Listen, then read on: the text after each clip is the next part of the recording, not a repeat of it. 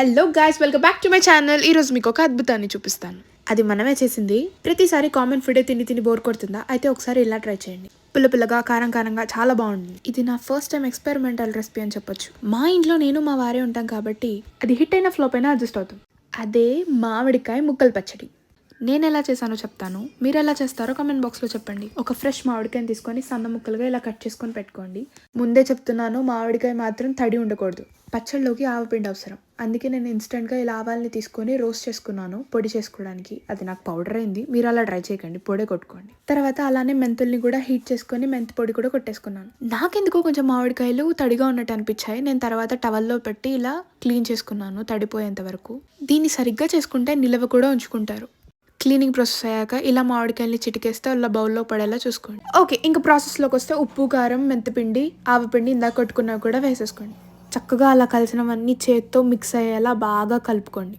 వేసినవన్నీ ముక్కలకి పట్టేలా గుర్తుంచుకోవాలి. మరి పచ్చళ్ళలోకి పోపు పెట్టాలి కదా, అందుకే ప్యాన్ పెట్టి ఆయిల్ వేయండి. హీట్ అయ్యేంత వరకు టైం పాస్ చేయండి, లేదా నా ఛానల్ సబ్స్క్రైబ్ చేయండి. ఇంకా ఏమైనా వీడియోస్ కావాలంటే సజెస్ట్ చేయండి.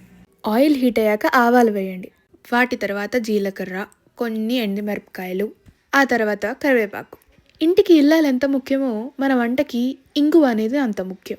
అది లేకపోతే అసలు మనకి వంటే పూర్తవ్వదు. సగం ఏ వంట అయినా పడి చచ్చిపోయేది ఆ ఇంగుకి. అలా ఇంగు వేయగానే ఆ వాసనకి తినాలనిపిస్తుంటుంది. అది మన తెలుగువారి వంట. అదంతా అయ్యాక వాటిని తీసుకొచ్చి మన పచ్చళ్ళలో కలపాలి.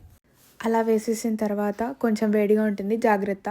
మొత్తం చేత్తో చక్కగా పచ్చడంతా కలిపేసుకుంటే ఇంగువ వాసన పచ్చడికి పట్టేలా అద్దిరిపోయేలా మన మామిడికాయ ముక్కలు పచ్చడి రెడీ. చూస్తుంటేనే నోరు ఊరిపోతుంది కదా. ఇంకెందుకు ఆలస్యం, వేడి వేడి అన్నంలో అంత పచ్చడి పెట్టుకొని అంత నెయ్యి వేసుకొని మా వారికి పెట్టాను. చారి గారు, ఇంకెందుకు ఆలస్యం, ఎలా ఉందో చెప్పండి అని అన్నాను. ఆయన రియాక్షన్ చూస్తారా?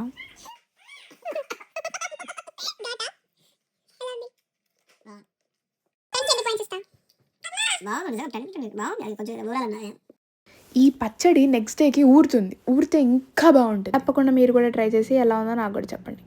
ఈ రోజుకి అంతే ఈ వీడియో. నెక్స్ట్ వీడియోతో మళ్ళీ కలుద్దాం. అంతవరకు టాటా.